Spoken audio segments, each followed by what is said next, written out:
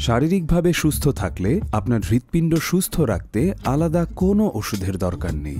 তবে যদি আপনার হৃৎপিণ্ডে কোনো জটিলতা থাকে, সেক্ষেত্রে বেশ কিছু ওষুধ রয়েছে যা আপনাকে দীর্ঘায়ু দান করতে পারে এবং নতুন কোনো জটিল পরিস্থিতি এড়াতে পারে। আর তাই এমন পরিস্থিতিতে ডাক্তারের পরামর্শ অনুযায়ী ওষুধ সেবন করাই উত্তম।